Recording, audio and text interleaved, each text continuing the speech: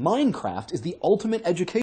You guys remember Minecraft. We made this other video about it that one time where we talked about how it's basically going to save us all. But in case you need a refresher, Minecraft is a computer game that can best be described as first-person Legos, with a dash of husbandry, a heaping helping of architecture, and a pinch of Slay the Dragon. In survival mode, you have to gather resources and materials and fight the bad guys, some of whom are very sneaky. In creative mode, you get to, ready for Nicolas Cage, go nuts. The pixely sky is the limit. You can build whatever you want, and then start a multiplayer game and invite all your friends. You can import and export 3D models to make structures. You can share your creations with your coworkers and pals, or your students towards the end of teaching them the finer bits of computer science, art history, engineering, civics, math, world history, and maybe most things. Say what? Now, before we get to talking about Minecraft specifically, let's talk about computer and video games in general as educational tools. There is a long history of using pixels to teach kids about stuff. For about as long as there have been affordable computers, there have been educational games to put on them. Logo taught you how to program that turtle, and Lemonade Stand taught you how to build your lemonade empire. Oregon Trail taught you, always ford the river. Never ford the river.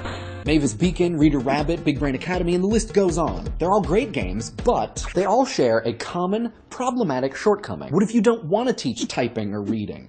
Sure, you could use Virtual U to teach management, or Zapitalism to teach economics, or Roller Coaster Tycoon to teach roller coastering. But these games can't be specialized or made immersive. They lack even the basic technology for fluidity or improvisation, two things which are paramount in teaching. Like, what if you want the game to be different every year, or every class, or collaborative, or portable? Or what if you're a grade school teacher and you have to teach 10 subjects, each with many units and ideas to cover? If only there were some way to build a fully customizable networked environment that was both fun and inexpensive.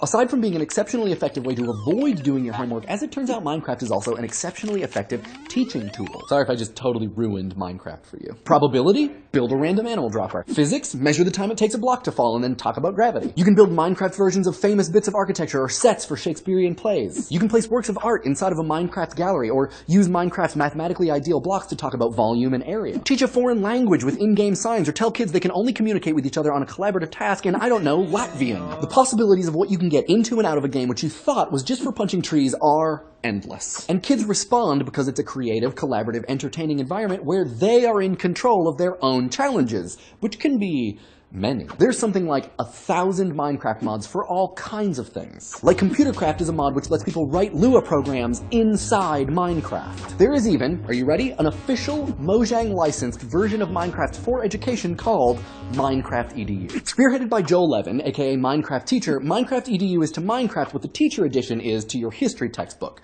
except cooler. With 20 installs at over 1,000 schools across 6 continents, the number of students currently learning with Minecraft EDU alone is at least 20,000. Now, am I saying that we're going to see Minecraft, or even video games in general, in every classroom? Probably unlikely. Setting up this kind of thing requires a certain investment in technology, time on the part of the teachers, and a certain technical proficiency which, I mean, we all know the chance a piece of technology will fail is directly proportional to the number of people watching it in operation. But should we hope to eventually? I say absolutely. Studies have confidently stated things like, data analysis shows that classes using the game had significantly higher means than classes not using the game. Source in the description. And the number of teachers documenting their overwhelmingly positive experience using Minecraft in the classroom is huge! Another source in the description. So the question might not be whether or not we use games in schools, but rather how far do we go? Game designer and advocate Jane McGonigal thinks that we should go all the way. In her book, Reality is Broken, she describes a school which does not use games, but is a game. She writes, every course, every activity, every assignment, every moment of instruction and assessment would be designed by borrowing key mechanics and participation strategies from the most engaging multiplayer games. Admittedly, we're probably pretty far from that point, but as video games continue their search for legitimacy, as forms of entertainment, artworks, containers for narrative, and now educational tools, Minecraft's use in the classroom is a pretty important step. A hugely popular game made for entertainment used by a small but growing number of teachers to show that game-based learning is, in fact, worth its weight in obsidian. And who knows, maybe someday there will be a Minecraft university. What do you guys think? Are video games the future of learning? Let us know in the comments, and you should mine this block to subscribe. Go ahead, mine it up. Get your mine on. I got my eyes on you. Let's see what you guys had to say about surveillance and meteors. To Kagamon, actually a funny story, I know the kid who was in that movie, and I bought Josh Harris a loaf of bread once. It was a little weird. I hope no one prematurely transported their house to the medium out of fear. SleepyGene47 and Sebultralinkfun point out that Foucault is a really important addition to the discussion of the Panopticon. So we'll hang out here for a second so you can check out their comments, and if this is something you're interested in, check out some Foucault. To Corey DM676, we filmed this a couple weeks ago because of some travel, and I think if we made it this week, Google Glass would feature prominently in the discussion of the growing number of cameras. Might even change the episode entirely. Soldier Bob McBob points out that it was a meteor and not a meteorite, and that I got the size wrong, so thank you for that correction. Quixotic 1018 questions what privacy even is in an age where people are constantly sharing their locations and ideas and opinions.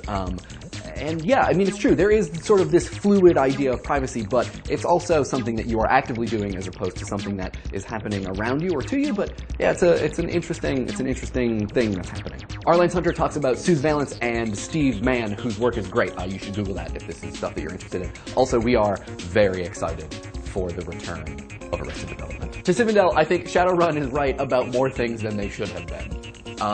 Yeah, that's kind of the idea, actually.